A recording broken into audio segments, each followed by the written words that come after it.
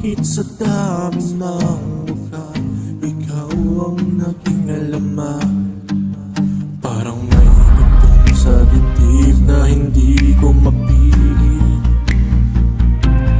Isang apoy na tahimik pero unti-unting nagiging singit. Kapag lumalapit ka parang lumalalim ang gabi, at bawat ngiti mo'y parang lihim na aking nahuli. Kung puso ko'y dagat na walang hanggan ang alon, ikaw ang bagyong dumating para ako ay tuluyang labaw.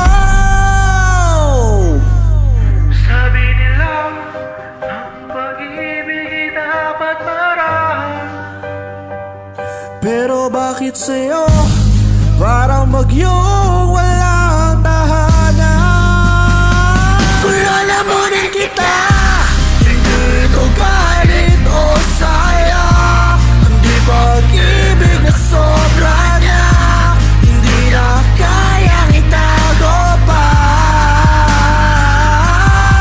Gusto kitang itago sa loob ng aking kaluluwa, kung saan walang mundo ang makakaagaw sa iba. Kung kasalanan ang mahalin ka ng ganito kalalim, sige lang, ako na ang lulubog sa dilim. Ang boses mo'y parang alak na dahan-dahang sumusunod. Sa bawat salita mo ang katahimikan ko'y nauubos. Ang pangalan mo'y parang pulot sa dila kong sugatan. Matamis kahit alam kong may sakit na kapalit na darating dahan. Kung ang katawan ko'y templo ng lahat ng lihim, ikaw ang dasal na paulit-ulit kong kinikimkim. At kung ang puso ko'y hapag sa gitna ng gabi, ikaw ang handog na hindi ko kayang ipamahagi. Sabi nila, mali ang pagmahal ng ganito kabuo. Pero paano kung ikaw lang ang mundong gusto ko? Kung lalamunin kita, hindi para mawala ka, kundi para manatili sa bawat hibla ng aking hininga.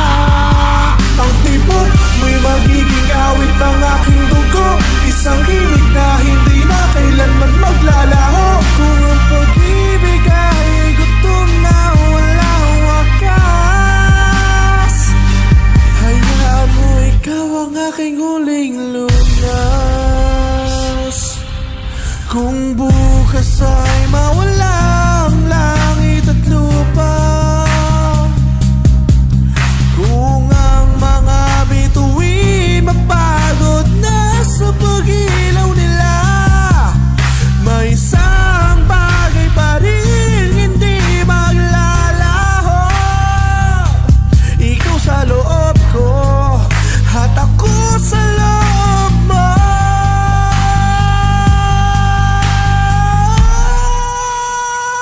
Kaya lumapit ka, huwag kang matakot sa akin. Ang dilim ko'y hindi kulungan, kundi lihim na hardin. Lalamunin man kita sa gitna ng gabi, gagawin ko iyon para panalangin sa sarili.